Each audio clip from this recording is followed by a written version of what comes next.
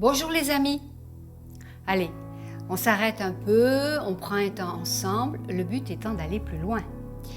Et si nous parlions du fait d'accepter de ne pas avoir toutes les réponses? Dans Romains 8, au verset 28, il nous est dit « Nous savons du reste que toute chose concourt au bien de ceux qui aiment Dieu, de ceux qui sont appelés selon son dessein. » Comme la plupart d'entre vous, j'ai traversé des moments difficiles avec tellement d'interrogations, tellement de questions sur le pourquoi, le quand, le comment, bref. Le seul élément, et pour moi c'est l'élément essentiel que j'ai appris, c'est que nous devons parfois accepter tout simplement de faire confiance en Dieu. Et accepter cela tout en n'ayant pas forcément de réponse. Alors pourquoi? Eh bien parce que c'est bien là que notre confiance en Dieu se développe, qu'elle se manifeste. Mais pour faire confiance à Dieu, il est indispensable de le connaître et de savoir qui il est. Mes amis, connaître Dieu, c'est avoir la connaissance de son existence, c'est l'identifier, le tenir pour réel.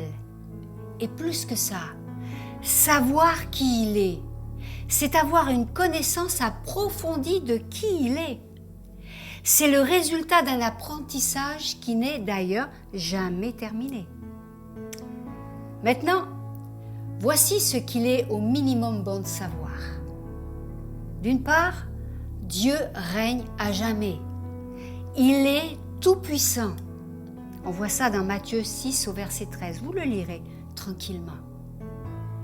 Et puis, Dieu connaît toutes choses. Il connaît même le nombre de nos cheveux. C'est incroyable, non? Là, vous lirez le verset dans Luc 12 au verset 7. Dieu est aussi au-dessus de toutes choses. Éphésiens 1 au verset 21 nous en parle. Dieu est bon. Le psaume 118 du verset 1 au verset 4 nous en parle aussi. Dieu est de mon côté. Psaume 56 verset 10. Dieu a des projets de vie et de bonheur. Jérémie 29 verset 11. Mon Dieu m'aime. 1 Jean 4 du verset 19, du verset 17 au verset 19. Mes amis, cette liste de qui est Dieu et de ces versets est bien loin d'être exhaustive. Mais fouillez la parole de Dieu. Elle est une richesse sans fin. Cramponnez-vous à cette parole. Pour ma part, si j'avais choisi de me cramponner à mes questions et d'exiger une explication pour toutes les choses injustes et les situations difficiles que j'ai subies, j'aurais déprimé. En fait, ces expériences, elles ont été comme un tremplin pour chercher Dieu et apprendre à rencontrer qui il est vraiment. Il est dit dans Romains 12 au verset 21, « Ne te laisse pas vaincre par le mal, mais sois vainqueur du mal par le bien. » Waouh! Mes amis, Dieu est bien plus grand que nos questionnements et il n'existe aucune situation qu'il ne puisse transformer. Aucun problème trop grand pour lui. Il est Dieu. Il nous aime plus que nous ne pouvons l'imaginer. Voilà la vérité sur laquelle nous devons nous appuyer. Renonçons aux questions, refusons les discussions, même intérieures. Des fois, on se parle à nous-mêmes et on discute avec nous-mêmes et on peut même se convaincre nous-mêmes de choses qui viennent nous empêcher de saisir les victoires que Dieu veut nous donner. Waouh!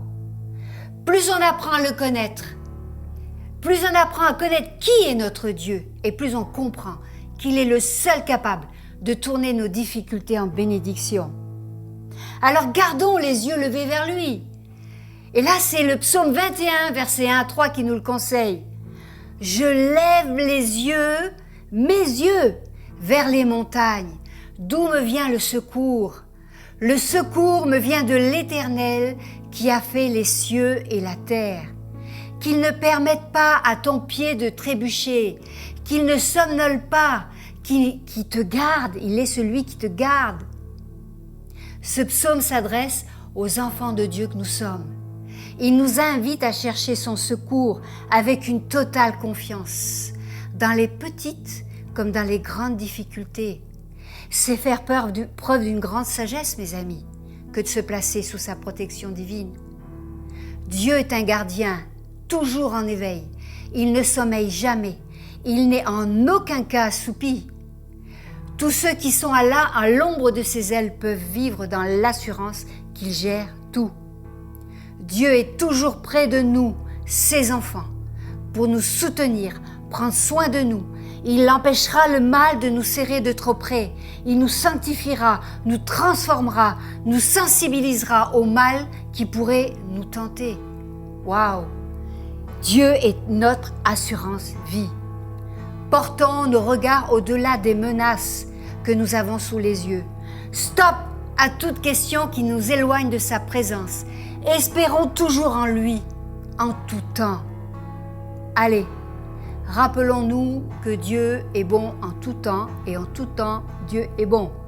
On s'attache à la parole, on chérit le Saint-Esprit en nous et on va plus loin. Vous avez aimé? Alors likez.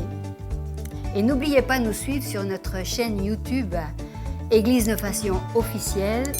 Et vous pouvez aussi nous suivre sur Facebook, Instagram. Alors, à très vite les amis.